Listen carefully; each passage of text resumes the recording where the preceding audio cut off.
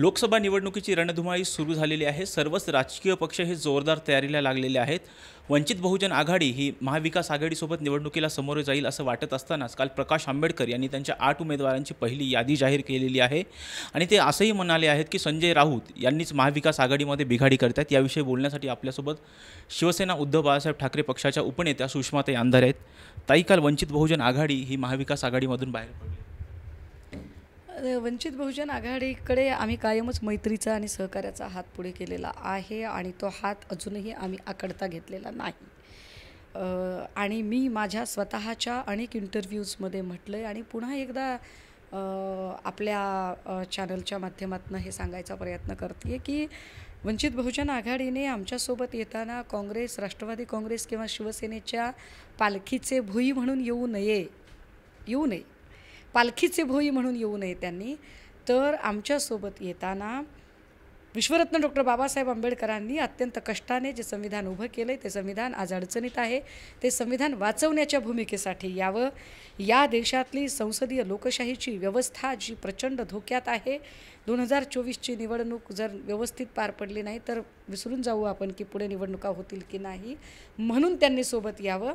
आणि मला असं वाटतं की ही भूमिका जास्त बाबासाहेबांच्या जवळ जाणारी आहे, क्रांतिबा ज्योतिबा फुल्यांच्या जवळ जाणारी आहे। स्वातंत्र्य सैनिकांनी ज्या कारणासाठी रक्त सांडलं त्या भूमिकेच्या जवळ जाणारी भूमिका ही आत्ता जी आम्ही मांडत आहोत ती भूमिका आहे। परंतु व्यक्ती स्वातंत्र्य आहे, लोकशाहीमध्ये प्रत्येकाला आपले निर्णय घेण्याचा अधिकार आहे, त्यामुळे प्रकाश आंबेडकर जर काही वेगळा निर्णय घेत असतील तर आपण त्यावर बंधन आणू शकत नाही। महाविकास आघाडीमध्ये संजय राऊत हे बिघाडी करतात असा आरोप प्रकाश आंबेडकरांनी केला। सन्मान्य संजय राऊत साहेबांच्या संबंधाने अशी वक्तव्य ही फार दुर्दैवी आहेत। खरं तर ही वक्तव्य किंवा ही लाईन भाजपची लाईन आहे। भाजपने ठरवून सन्मान्य संजय राऊत साहेबांचं नाव डॅमेज करण्याचा प्रयत्न केला आणि वारंवार राऊत साहेबांच्या नावाने वेगवेगळ्या कारणाने बिलं फाडायचा प्रयत्न केला।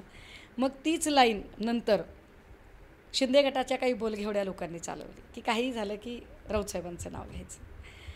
आता जर तशीच लाईन, तीच भाजपची लाईन जर वंचितकडून चालवली जात असेल तर निश्चितपणे हे अपरिपक्वतेचे लक्षण आहे।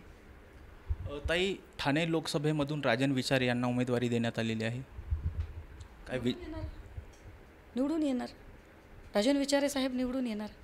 किंबहुना आम्ही दिलेले उमेदवार फार विचार करून दिलेत आणि जिंकण्यासाठीच दिलेले आहेत, कारण यावेळेला निवडणूक लोकांनी हातात घेतलेली आहे। लोकांनी ठरवले गद्दारांना धडा शिकवायचा। तर 17 जागांवरती उद्धव ठाकरेंनी उमेदवार जाहीर केलेले आहेत, तुम्हाला विश्वास वाटतो या 17ही जागा शिवसेना जिंकेल? अर्थात एक लक्षात घ्या, उमेदवारी यादी देताना किंवा निवडणुकीला उभे राहताना, युद्धाला सामोरे जाताना आपण विजिगुषी वृत्तीनेच उभं राहायचं असतं। हरण्याच्या मानसिकतेने कुणी उमेदवार देत नाही आणि जर कुणी हरण्याच्या मानसिकतेने उमेदवार देत असेल तर मग त्यांची आतनं काही सेटिंग होत असेल। आमची कुठेही सेटिंग होत नाही आहे, आम्ही हरण्याच्या मानसिकतेने नाही, आम्ही जिंकण्यासाठीच उमेदवार देत आहोत। तर शिंदेंनी सुद्धा 8 उमेदवारांची यादी जाहीर केलेली आहे, त्यापैकी 5 ठिकाणी शिवसेना विरुद्ध शिवसेना अशी लढत होणार आहे। ती शिवसेना विरुद्ध शिवसेना नाही, ती गद्दार विरुद्ध खुद्दार शिवसेना अशी लढत होणार आहे। ताई, पहिल्या यादीमध्ये शिंदेंनी जी यादी जाहीर केली त्यामध्ये पहिल्या यादीमध्ये श्रीकांत शिंदे यांचं नाव नाही आहे। विचार करतायत अजूनही कल्याणला कोणता उमेदवार पडेल याची।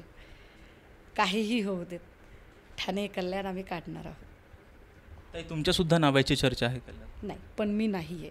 मी स्पष्टपणे माझं म्हणणं सन्मान्य पक्षप्रमुखांपर्यंत पोचवलेलं आहे। मला असं वाटतं की मी अजूनही जबाबदारी घेण्यापेक्षा मी राज्यभर काम केलं पाहिजे। राज्यभरातले उमेदवार निवडून आणण्यासाठी मी प्रचार मोहिमेमध्ये सक्रिय असलं पाहिजे।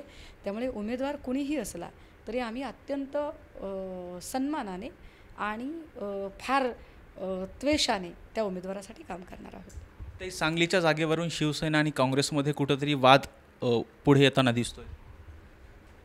नाही, आता ही माध्यमांमधून चालवली गेलेली लाईन आहे, असा कुठलाही वाद नाही आहे। सांगलीची जागा जर आम्ही जाहीर केलेली असेल तर वाईस वर्सा काँग्रेसने नागपूरमध्ये रश्मी बर्वेंचा फॉर्म भरलेला आहे किंवा अमरावतीची जागा आम्ही दिलेली आहे, रामटेकची जागा आम्ही दिलेली आहे। त्यामुळे असा काही वाद नाही आहे. तो वाद असता तर कालच्या मीटिंगला कोणी दिसलं नसतं.